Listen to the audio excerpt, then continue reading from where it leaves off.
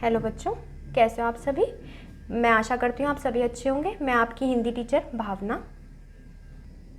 कक्षा 7th lecture 1। आज हम लोग पढ़ाएंगे आपको अध्याय तीसरा। तीसरे अध्याय में क्या है, एक पुरानी कथा। तो बच्चों आप सभी अपनी अपनी पुस्तकें निकाल लीजिए और पुस्तकों में निकालिए पेज नंबर 13। जल्दी जल्दी निकाल लीजिए, फिर मैं अध्याय शुरू करती हूँ। चलिए तो शुरू करते हैं। आज एक पुरानी कथा कहता हूँ। एक था मछुआ, एक थी मछुआरीन। दोनों इसी झाड़ के नीचे एक टूटी फूटी झोपड़ी में अपना जीवन व्यतीत कर रहे थे। मछुआ दिन भर मछलियाँ पकड़ता, मछुआरीन दिन भर काम करती। तब कहीं रात में ये लोग खाने के लिए कुछ कमा पाते। ग्रीष्म हो या वर्षा, शरद हो या बसंत, उनके लिए वही एक काम था, वही एक चिंता थी। वे भविष्य की बात नहीं सोचते थे, क्योंकि वर्तमान में ही वे अत्यधिक व्यस्त रहते थे। उन्हें ना आशा थी और ना कोई लालसा।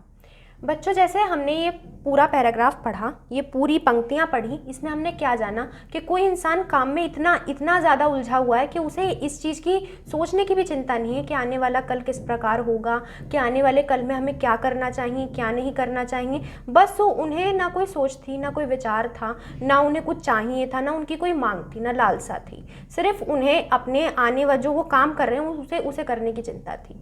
आगे देखते हैं। एक दिन एक घटना हो गई। मछुआरीन मछलियाँ पकड़ते जा रहा था। नदी के पास एक छोटा सा गड्ढा था। उसमें कुछ पानी भरा था। उसी में एक कोने पर लताओं में एक छोटी सी मछली फंस रही थी। लताओं मतलब छोटे छोटे किनारों में एक मछली फंस रही थी। वह स्वयं किसी तरह पानी में नहीं जा सकती थी। उसने मछुए को देखा और पुकार कर कहा, मछुए जरा इधर तो आ। मछली ने कहा, क्या? मछुए जरा इधर तो आ। मछुआ उसके पास जाकर बोला, क्या है? मछली ने कहा, मैं छोटी मछली हूँ, अभी अच्छी तरह तैरना नहीं जानती, इसीलिए यहाँ आकर फंस गई हूँ। मुझको किसी तरह यहाँ से निकालकर पानी तक पहुँचा दो। मछुए ने नीचे उतरकर उसे लता से अलग कर दिया। मछली हंसती हुई पानी में तैरने लगी। कुछ दिनों के बाद उस मछली ने उसे फिर पुकारा, मछुए इधर तो आ। मछुआ उसके पास गया। मछली ने कहा, सुनती हूँ नदी में खूब पानी है, मुझे नदी से पहुँचा दे। मैं तो तेरी तरह चल नहीं सकती, कोई ऐसा उपाय कर कि मैं नदी तक पहुँच जाऊँ। यानी जब वो जाल में फंस गए तो उन्होंने कहा कि मैं तुम्हारी तरह चल तो नहीं सकती, कोई ऐसा प्रयास करो कि मैं दोबारा से किस में पहुँच जाऊँ, पानी में पहुँच जाऊँ। तो आप सब क्या करें, आप अपने पेज पलट लें। आपको ये दिखा रखा है डायग्राम, आपको एक पिक्चर दिखा रखी है, एक चित्र दिखा रखी है। छाया में क्या दिखा रखा है, मछली दिखा रखी है और मछुआरा दिखा रखा है, उसका जाला भी दिखा रखा है। जब आप पेज पलट लेंगे उसमें है, यह कौन सी बड़ी बात है। मछुए ने यह कहकर एक बर्तन निकालकर उसमें खूब पानी भर दिया। उसने उसी में उस मछली को रखकर नदी तक पहुंचा दिया। मछली नदी में सुरक्षित पहुंच गई और आनंद से तैरने लगी। उन्होंने कहा कि बिना पानी के मछली मर जाती। तो मछली ने कहा, इस प्रकार कुछ कर दीजिए कि मैं दोबारा से किस में पहुंच जाऊं, पानी में पहुंच जाऊं।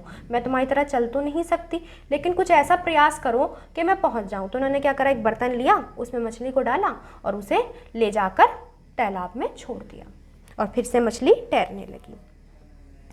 कुछ दिनों के बाद उस मछली ने मछुए को देख फिर पुकारा, कहा, मछुए तू रोज यहाँ आकर 1 घंटा बैठा कर। तेरे आने से मेरा मन बहल जाता है। मछुए ने कहा, अच्छा। उस दिन से वह रोज़ वहीं जाकर आधा घंटा बैठा करता। कभी कभी वह आटे की गोलियां बनाकर ले जाता। मछली उन्हें खाकर उस पर और भी प्रसन्न हो जाती।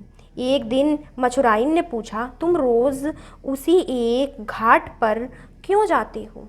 मछुए ने उसको उस छोटी मछली की कथा सुनाई। मछुआइन सुनकर चिंतित हो गई। उसने मछुए से कहा, तुम बड़े निर्बुद्धि हो। वह क्या साधारण मछली है?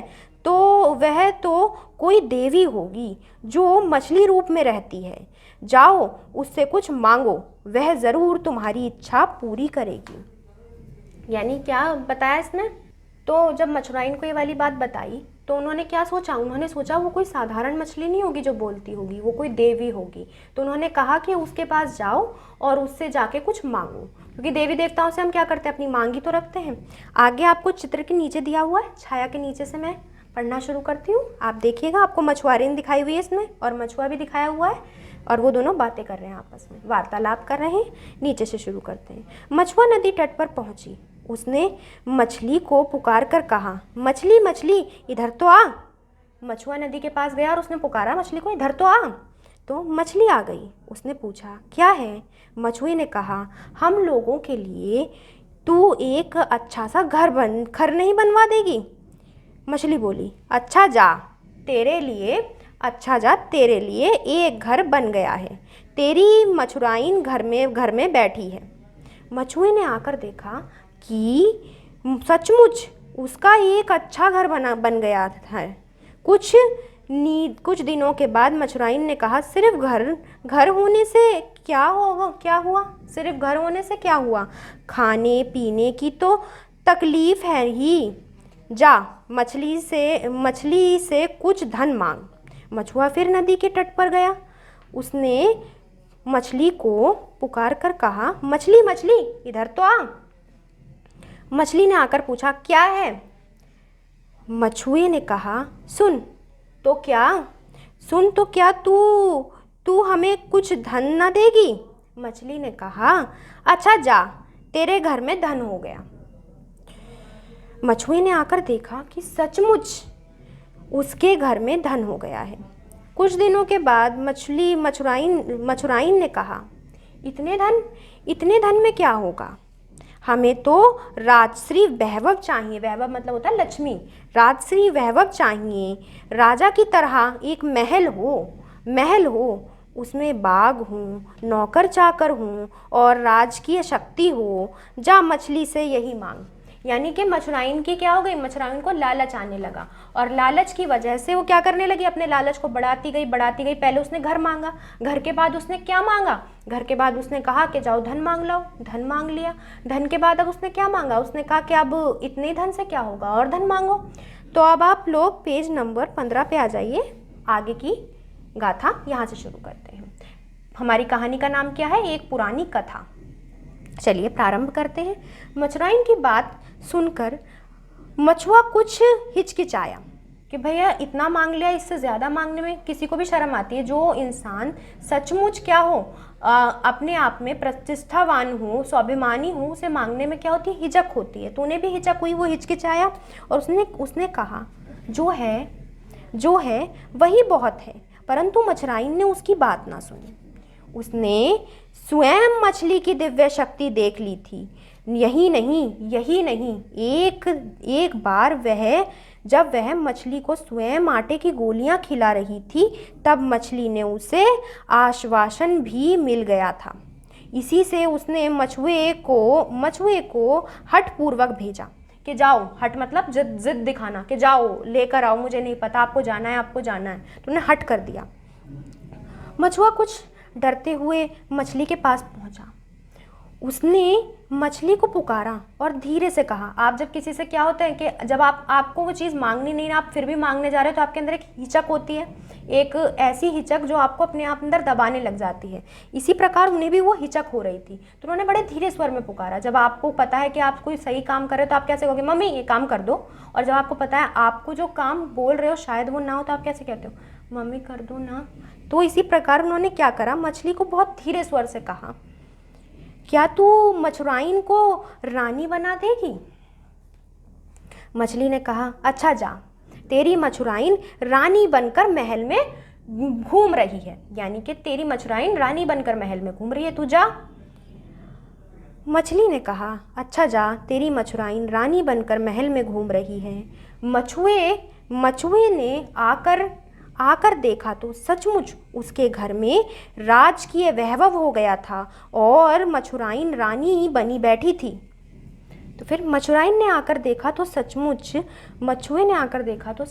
उसके घर में राजकीय वैभव हो गया था और मछुआइन रानी बनी बैठी थी। कुछ दिनों के बाद मछुआइन ने फिर कहा, क्योंकि उनका लालच बढ़ता चला जा रहा था, मछुआरन का बढ़ता चला जा रहा था। बिना कुछ किए, अगर आपको पहले उनके पास समय नहीं था कि वो सोचे कि उन्हें क्या चाहिए, सिर्फ काम की व्यवस्था में उनका दिन व्यतीत हो रहा था। अब क्या हुआ, अब उनके पास समय ही समय में इंसान सोचता है कि इसकी जगह ये हो जाए, इसकी जगह ये हो जाए। तो उसी प्रकार अब उन्हें फिर एक इच्छा जागी, अगर सूरज चंद्र मेघ कहते हैं वर्षा को, आदि मेरी आज्ञा मानते तो कैसे होता। यह सोचकर उसने मछुए को उसकी इच्छा के विरुद्ध मछली के पास भेजा कि अब तुझे जाना है, कि मेरी आज्ञा सूर्य चंद्रमा माने, मेघ माने, मतलब बादल माने मेरी आज्ञा, जाओ। लेकिन ऐसा नहीं हो सकता। प्रकृति को जो चीज़ आप नियमित रूप से हिला नहीं सकते, चाहे वो कितनी बड़ी दिव्य शक्ति हो। तो क्या हुआ, मछुआरे की बात सुनकर मछली रुष्ट होकर बोली, जा उसी झोपड़ी में रह, क्योंकि ये चीज़ क्या थी, ये बहुत गलत मांग कर ली थी, ये मांग कभी पूरी नहीं हो सकती। तो मछली ने कहा, अब तेरी वही झोपड़ी हो जाएगी जो तेरी झोपड़ी थी पहले से। मछुआर मछुआइन दोनों फिर अपनी उसी टूटी फूटी झोपड़ी में रहने लगे। यही कहानी का अंत हो गया है। कहानी पुरानी है, इसकी एक बात भी सच नहीं है, पर इसमें लोगों ने मनोरथा की सच्ची कहानी है। आकांक्षाओं का कब अंत हुआ है, इच्छाओं की क्या कोई सीमा है, पर मछुए के भाग्य प्रति परिवर्तन पर कौन उसके साथ सहानुभूति प्रकट करेगा। ये सब हुआ किसकी वजह से, अगर वो छोटे उसमें मान जाते तो उनका जीवन व्यतीत होता बड़े अच्छे से राजपाट के योग में। लेकिन उन्हें क्या लगा कि ये सूर्य शक्ति, ये वायु, ये हवा मेरी इच्छा माने, ऐसा तो नहीं हो सकता। तो इन्होंने यही बोला कि कहानी छोटी है, टूटी फूटी है, लेकिन फिर भी क्या है, कोई बात इसकी सच्ची भी नहीं हो सकती। लेकिन उन्होंने बोला कि पर मछुए के भाग्य प्रतिबंध पर कौन उसके साथ सहानुभूति प्रकट करेगा। सभी यह कहेंगे कि यह तो उसका ही दोष था। हम भी कह रहे हैं, किसका दोष था, मछुआरे का। तबकि मछुआरा वो मांगना नहीं चाहता था, लेकिन कौन देती थी, मछुआरी कहती थी जाओ। लेकिन अगर आप आप सही होकर गलत काम कर रहे हैं तो आप कर रहे हैं, यही आपकी सबसे बड़ी क्या है, गलती है। तो उन्होंने यही कहा, दोष किसका था, मछुआरे का था। उसकी स्त्री को संतोष ही नहीं था। यदि उसे संतोष हो जाता तो उसकी यह दुर्गति क्या होती, उसकी ये कोई ना दुर्गति होती कि वो फिर से झोपड़ी में रहती। मछुए ने भी शायद यही कहकर अपनी स्त्री को झिंझड़ा होगा, मतलब उन्होंने एकदम से गुस्सा करना शुरू कर दिया। जब आप किसी चीज़ से मानते नहीं है तो आप झिंझुड़ के बात करते हो ना, ऐसे कि जा मैं नहीं करता, कर दूंगा, चल, ऐसे करके वो झिंझड़ने लगे। परंतु मैं स्त्री को निर्दोष समझता हूँ। हम भी समझते हैं, क्योंकि काम कौन कर रहा था, सब मछुआरा कर रहा था। मेरे समझ में दोष मछली का ही है। यदि वह पहले ही मछुए को कह देती कि मुझसे सब कुछ कहने की शक्ति नहीं है, मुझ में सब कुछ करने की शक्ति नहीं है, यानी इसमें मछली का भी दोष है जो वो करती रही। मछली को भी कहना चाहिए था, बस इतने पे प्रतिबंध लगाओ, मैं इससे ज़्यादा नहीं कर सकती। तो मछुए की स्त्री उससे ऐसी याचना ही क्यों करती। यदि उसकी स्त्री में संतोष रहता तो वह पहली बार अपने पति को मांगने के लिए क्यों कहती। अगर उसकी स्त्री में संतोष होता ही नहीं, स्त्री का तो पहले ही पता था हमें उसमें संतोष है ही नहीं, क्योंकि अगर उसमें संतोष होता तो वो पहले ही नहीं मांगती कि जाओ उसमें दिव्य शक्ति हो सकती है जो मछली बोलती है, उससे ये काम करवा लो, वो पहले ही नहीं बोलती। लेकिन उसने बोला तो उसके अंदर संतोष था ही नहीं। मछली ने कहा, तो इन्होंने बोला कि मछुआइन की अगर क्या होती कि अगर उसकी कोई पहले उसकी मांग नहीं होती, लेकिन उसकी मांग पहले से थी, क्योंकि वो क्या थी, वो संतोषजनक थी ही नहीं। तो उन्होंने क्या बोला, महिला ने पहले तो अपने वरदानों से यह बात प्रकट कर दी थी कि मानो वह सब कुछ कर सकती है, किंतु वह मछुआइन की स्त्री ने कुछ ऐसी याचना की जो उसकी स्त्री से बाहर थी। यानी अब मैंने बोला कि ये मुमकिन ही नहीं था, जब हम पाठ पढ़ रहे थे, ये मुमकिन ही नहीं था। पर्यावरण को नियंत्रण कोई नहीं कर सकता, और जो पर्यावरण को नियंत्रण कर सकता है वो सिर्फ ईश्वर है। तो इसी प्रकार जो मुमकिन ही नहीं थी वो मांग मछली नहीं कर पाई, बाकी वो सारी मांग वो मांगती चली जा रही थी। तो ये भी गलती किसकी थी, मछली की थी। उसे एक बात पे प्रतिबंध लगाना था कि आपको ये काम नहीं करना है, यही बोला कि मछली की गलती थी। किंतु जब मछुएन की स्त्री कुछ ऐसी याचना की जो उसकी शक्तियों से बाहर थी, तब वह एकदम क्रुद्ध होकर अभिश्राप ही दे बैठी। यानी पहले तो इतना नर्म व्यवहार दिखा दिया कि सब कुछ देती गई, और एकदम से क्या करा, क्रोध प्रकट करा कि नहीं, अब नहीं दे सकती। वह भूल गई कि मछुए ने यदि उस समय उस पर दया न की होती तो शायद उसका अस्तित्व ही न रहता। और मछली ये भी भूल गई कि अगर मछुए ने उस पर दया ना करी होती, क्योंकि 2 बार वो क्या हुआ, वो पानी से बाहर आ गई। पानी से बाहर आने के बाद वो हमेशा कहती थी, मछुए मुझे पानी में भेज दे, तो उसका अस्तित्व यानी वो रहती ही नहीं, कहीं से कहीं तक मछली ही नहीं रहती वो। उसने मछुए से यह क्यों नहीं कहा, जा भैया जा भाई, मैं तेरे लिए बहुत कुछ कर चुकी, अब कुछ नहीं कर सकती, अपनी पत्नी को समझा देना। हाँ, ये भी हो सकता था, यह भी एक सही तरीका था। एक तो वो निर्दयता से बच जाती जो उसने किया, अभिश्राप ना देना पड़ता, और ऊपर से जितना है उतना सही है, मैं आगे कुछ नहीं कर सकती। अब सभी लोग अपने जीवन में यही भूल करते हैं। आप सभी लोग अपने जीवन में यही भूल करते हैं। हम लोग अपने दोषों को छुपाकर दूसरे पर ही दोषारोपण करते हैं। जैसे कि आप करते रहते होंगे, मम्मी भैया ने करा, भैया मम्मी ने करा, इस तरीके से हम अपने दोषारोपण करते रहते हैं, एक दूसरे को देते रहते हैं। हम दूसरे के कामों को महत्वता न देकर अपने ही कामों को महत्वता देते हैं। यानी मेरा काम सर्वप्रिय है, बाकी का काम बाद में। हम यह तो निसंकोच कहते हैं कि हमने किसी का उपकार किया, पर हम यह नहीं बताते कि उसने हमारी क्या सेवा की। जैसे मछली ने क्या करा, एकदम से तिरस्कार करके उसे फिर से झोपड़ी में तो पहुंचा दिया, लेकिन वो यह भूल गई कि उन्होंने उसके लिए क्या क्या किया था। तो यही वाली बात इन्होंने बोली, हम यह नहीं बताते कि उसने हमारे लिए क्या क्या सेवा की, उसने हमें क्या लाभ हुआ। सच तो यह है कि उपकार और सेवा एक बात है, और यह लेन देन कुछ दूसरी बात है। मछुए की स्त्री ने जो कुछ किया वह ठीक ही किया था। मछुए की स्त्री ने जो कुछ करा ठीक ही किया। हम मानव है, मानव के हृदय में क्या होता है, अपने आप वेग उत्पन्न होता है, चलो ये मिल गया, इसके बाद और करे। तो इन्होंने क्या बोला, मछुए की स्त्री बिल्कुल ठीक थी अपनी जगह पर। सभी लोग जानते हैं कि जब तक कोई वस्तु अपर्याप्त रहती है तभी तक उसके लिए बड़ी विकृतता रहती है। विकृतता मतलब उस चीज़ को ढूंढने में प्रबंध करना। जो ही वह प्राप्त हो जाती है त्यों ही हमें उसके विकृत हो जाते हैं। आप भी देखें, आप एक लक्ष्य बना के चलते हैं, उसको पाने के बाद फिर और लक्ष्य सोचते हैं, फिर और लक्ष्य सोचते हैं वहाँ पे पहुँचकर। इसी प्रकार इन्होंने कहा कि जब हमारे पास कोई चीज़ नहीं होती तो हम उसको प्राप्त करने के लिए सोचते हैं, किस प्रकार पाई जा सकती है, क्या क्या उसके लिए प्रबंध किए जा सकते हैं। लेकिन जब वो हमें मिल गई तो उसके बाद हम उसे छोड़ के सोचते हैं हम जो आगे की है हम उसे कैसे प्राप्त कर सकते हैं। तो उन्होंने यही बोला, उसने विकृत हो जाती है और हम किसी दूसरी वस्तु के लिए व्यर्थ हो जाते हैं। मछुए की स्त्री ने जो कुछ किया वह मनुष्य स्वभाव के अनुकूल किया, परंतु मछुए ने जो कुछ किया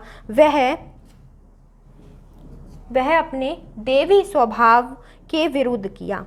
यानी मछुआरे ने जो कुछ करा वो ठीक करा, मछुए ने भी जो कुछ किया वो ठीक करा, अपनी पत्नी की आज्ञा मानी। लेकिन मछली ने जो कुछ किया वो अपनी देवी स्वरूप के हिसाब से गलत किया। अगर आप देवी देवता हैं, हमने जो चैप्टर पढ़ा था इससे पहले पंच परमेश्वर, उसमें हमने जाना था कि अगर कुछ वो हो तो हम कैसे करते हैं कि हम एकदम से किसी को वरदान नहीं दे सकते। उसे तो मछुआ पर दया करनी चाहिए थी, उसे उसके उपकार को तो ना भूलना चाहिए था। राजा बनने के बाद उसे एकदम भिक्षुक बना देना कभी उचित नहीं कहा जा सकता। यदि मैं मछुआ होता तो उससे कहता, देवी मैंने अपनी स्त्री से कहने से तुमने देवी समझकर मैंने याचना की, याचना मतलब पूजा की, आपको देवी समझकर मैंने याचना की, तुमने भी याचना स्वीकार की। यानी जब मैंने देवी समझ के पूजा तो आपने भी याचना स्वीकार कर ली और वरदान भी देने लगे। सत्य बात थी, वरदान हमने देखे किस प्रकार दिए। पर तुमने क्या मेरी स्त्री के हृदय में अभिलाषा नहीं पैदा कर दी? अगर आप एक बात मान लेंगे तो दूसरी बात के लिए तो अपने आप अभिलाषा पैदा होती है, तो अभिलाषा नहीं पैदा की। क्या तुमने उसके मन में यह आशा नहीं उत्पन्न कर दी? उत्पन्न उन्होंने ही करी, यानी उन्होंने उस अभिलाषा को जन्म दिया, उत्पन्न कर दी कि तुम उसके लिए सब कुछ कर सकती हो। वह पहले तो अपनी स्थिति से संतुष्ट ही थी, तुम्हारे ही कारण उसके मन में और कई अभिलाषाएं उत्पन्न हुई। यानी तुम्हारे कारण जब तुमने एक मानी तो दूसरी उन्होंने तुरंत प्रकट करी, दूसरी भी उन्होंने मान ली, तीसरी भी मान ली, चौथी पे उन्होंने क्या कहा, जा तू फिर से भिखारी बन जा।